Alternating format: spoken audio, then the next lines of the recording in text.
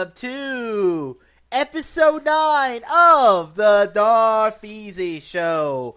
So, once again, thank you for being a part of another episode of the Darth Show. This is episode 9. This episode is coming out a little early. I have two reasons for it. My first reason is I'm not seeing a movie this week in theaters. There's nothing out. I just saw Baby Driver last week. The only other movie I could see would be Despicable Me 3. And I said in the last episode I probably won't be seeing it. And guess what? I will not be seeing Despicable Me 3. So I can give you this episode a little early.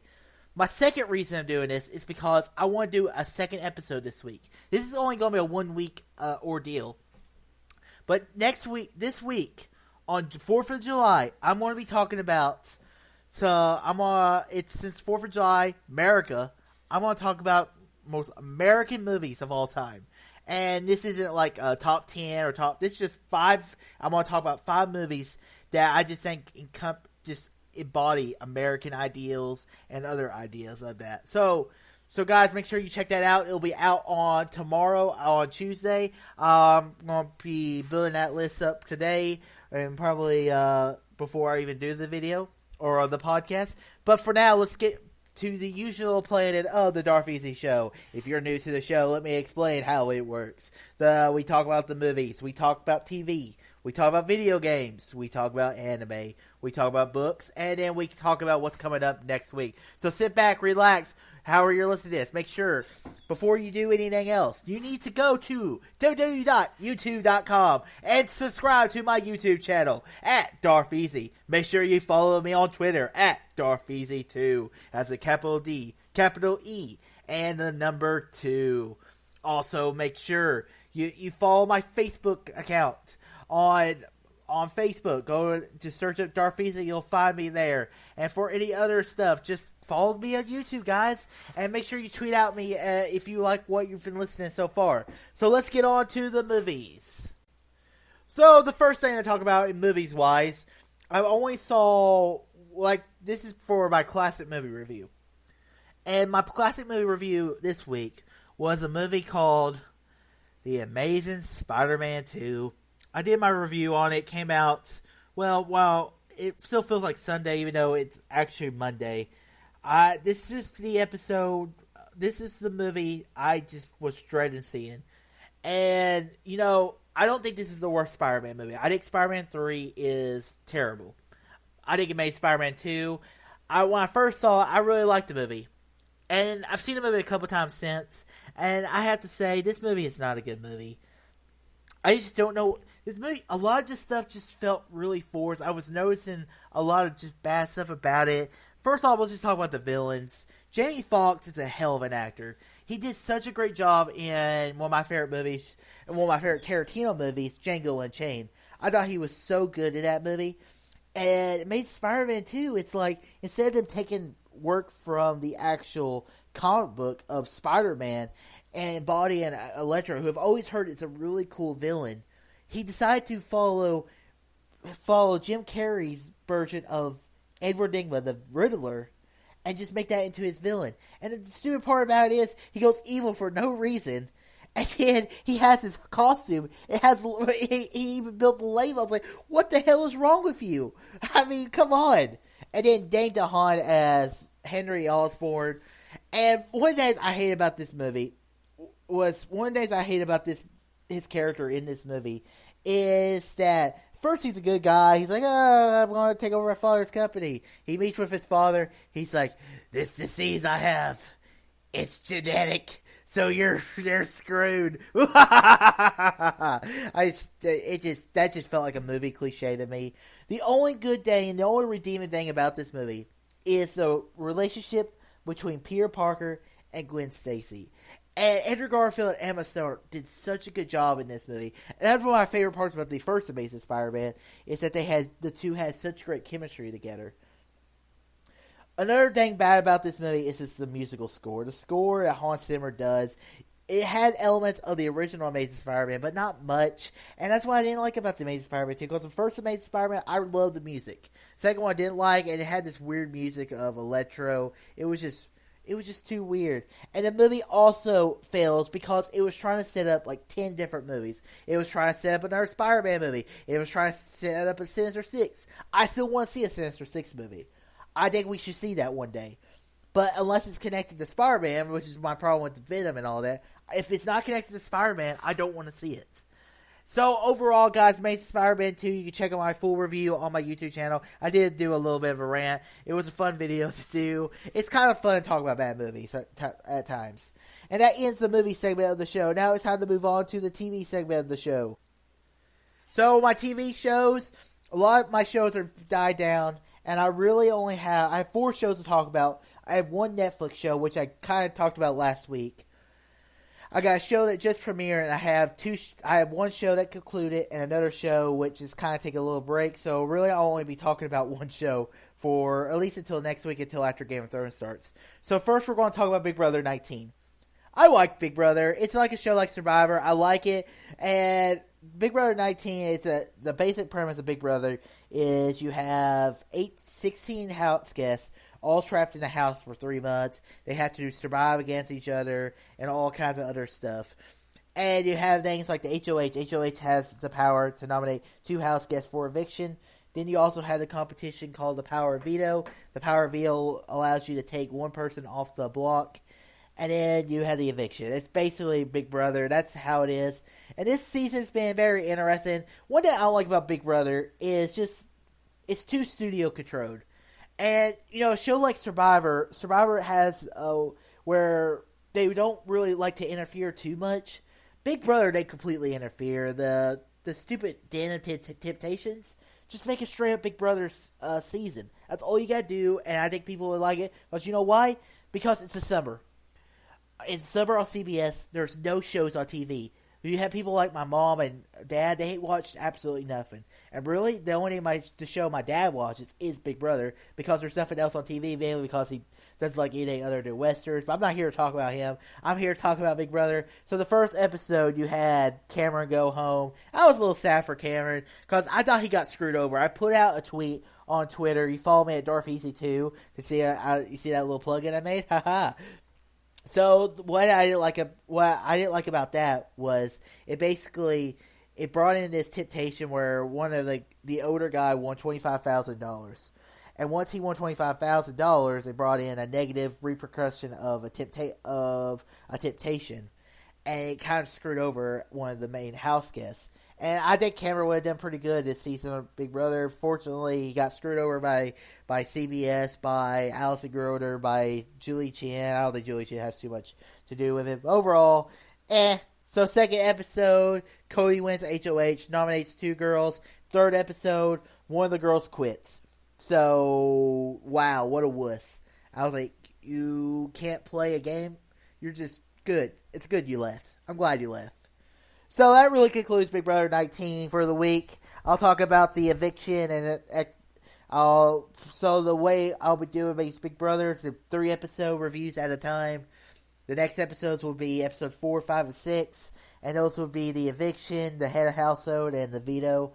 Or actually it will be the veto, eviction, and then the next HOH. So other than that, it'll be interesting to watch and talk about. The next show to talk about is what I like to call, it's time for the main event! This is what the episode's name is, and it is Doctor Who Season 10, Episode 12, The Doctor Falls. This episode was very interesting. You brought in 2 masters, and it was a very interesting way to do it.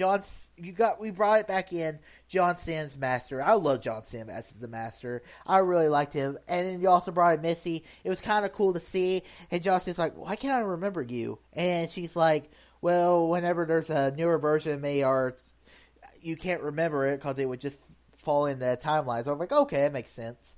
So this episode, the Doctor's dying a lot of it. He's just like, his regeneration is kind of starting, but he's pushing it back. You have an ending to Bill Potts' character, and it was a sad ending, but it was also a happy ending for Bill Potts, and it was a nice and conclusive ending that it felt really good. Don't go traveling with the Doctor, because you're just going to die. You're going to be dead. You will be dead. And we also see the end of John Sinn's master and Missy's master. A very interesting ending. And at the end, you see Bill Paz. She joins up with the water girl that we saw in the first episode of Doctor Who this season.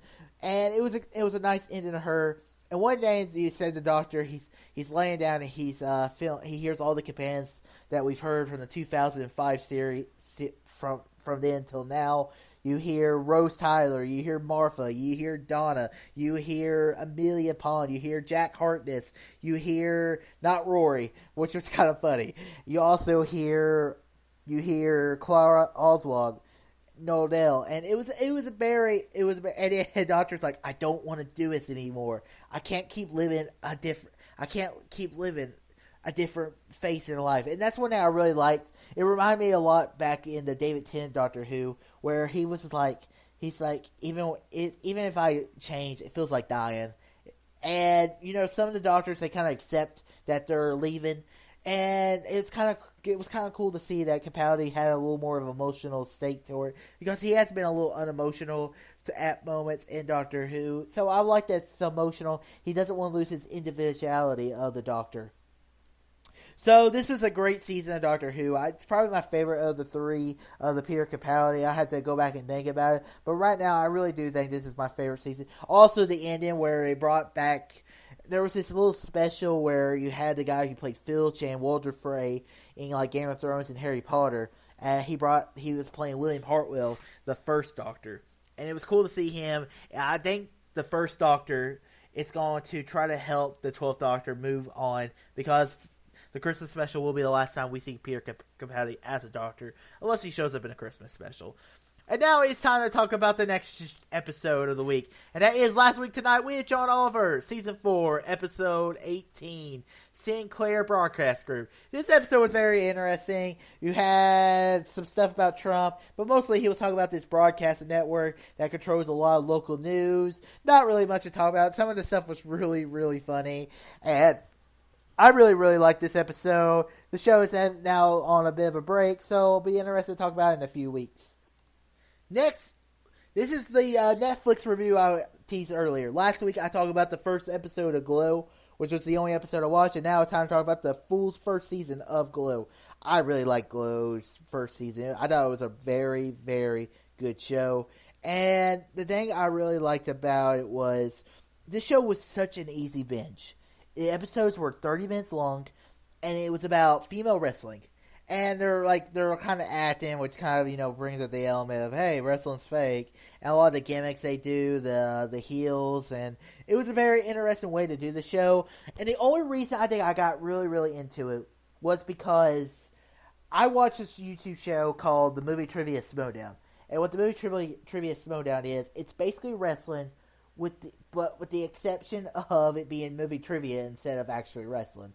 And that's what and I kind of got the lingo, and the acting in it was so good. Alison Brie was really good. The girl who plays the blonde was really good. The guy who plays the director, I thought he did a really good job. Overall, Glow Season 1 was a very, very good introductory season. I really liked it, and I'm looking forward to seeing more. Make sure you check out my YouTube review of Glow. That review will be up on the July 6th.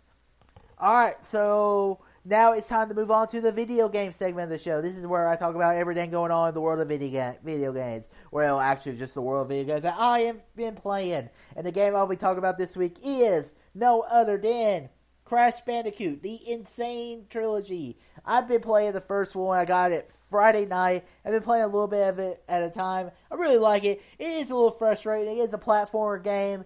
And it's just as fun as I remember. I'll be honest with you. I love Crash Bandicoot. It's one of my favorite games I played when growing up. Now all I really need is a Spyro remastered, and I will be happy.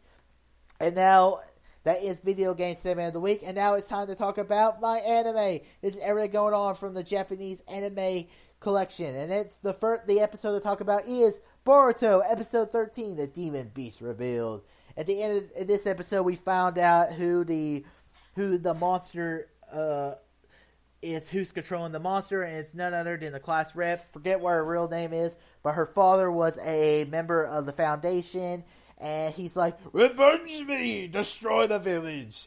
And that's not what really Danzo would have wanted, because Danzo was all about, he was like, he's like, save the village no matter what. Make sure it preserves, make sure we're better than all the other villages. And so this kind of contradicts of Danzo's doctrine. I really, really liked this episode, and it was interesting to see. It was also, we almost got to see Naruto go full Hokage using the Nine Tail, but Shikakari was like, "You do that, then we're all dead." Because this thing powers up on chakra, the more chakra it gets, it explodes. So very, very interesting episode of Boruto. No episode of Attack on Titan this week. I'll talk more about that next week. So now it's time to move on to books. This is everything going on in the books I'm reading. The book I'm reading right now is Star Wars Ahsoka. I read a chapter this week, and it's very interesting. You have the girl that she's been friends with, I think, on the planet Rada, or it's either a planet or it's a moon. And she's just they're like, it's like, hey, I know this mechanic. She's actually pretty good. She got my thing working a little better. So I'll be interested to read more. Hopefully I get more reading time this week. And that really concludes everything. Now it's time to talk about the upcoming next week in the movies. What's coming up next week is Spider-Man Homecoming. I'm looking forward to Spider-Man Homecoming. I think this movie is going to be probably the best Spider-Man movie. And I've liked Amazing Spider-Man. I've done all my reviews of the Spider-Man. You can check them all out on my YouTube channel. I started these reviews out when I did Spider-Man 1, was my first classic movie review of the year. And then I just finished my classic movie review of all the Spider-Man movies back this week on my YouTube channel. And Spider-Man Homecoming, it's the first Spider-Man. It's a homecoming because, well, first off, he's in high school, so I'm sure there's going to be a homecoming dance. And what I'm hearing is that Tom Holland kind of got inspiration from Marty McFly in Back to the Future. So very, very interesting performance-wise. So I'll be looking forward to watching Spider-Man Homecoming. It's a movie I've been looking forward to. It's my third most anticipated movie of the summer, and I cannot wait to see this movie, and I hear it is amazing. It's got like a 96 or so score on Rotten Tomatoes right now. I can't wait for next week. And guys, that really concludes episode 9 of the Darth Easy Show. So, guys, as you know, as I said at the beginning of the show, this is not the only episode that will be up this week. On July 4th, I will have an episode called the July 4th Special with Top 5 American Movies of All Time. Or just my favorite American movies that just say, yeah, fuck yeah, America. And I'm looking forward to talking about that this week. So, guys, make sure you comment on the section below. Tell me what was the favorite part about the week. And so, guys, make sure you check out my YouTube channel. I have reviews out all week. My review schedule for this week is today at 12 o'clock p.m. Central Time. I'll have my review of Baby Driver. My next day, top 5 movies of 2017 so far. Then I will have a review. Then I will have my review of Doctor Who Series 10. A review of Glow Season 1. I'm rewatching the Sherlock series because I was really wanting to do it. But I really need to rewatch Season 4 before I actually fully review it, because I watched the first 2 episodes at the beginning of January, don't really remember them too much. So I think I need to rewatch them all again just so I can get a fresh review. So guys, make sure you check out every episode. You can download this episode on iTunes, and make sure you share it to your friends. Get this podcast growing. So guys, until next time, all too easy, and bye. Take care. Bye.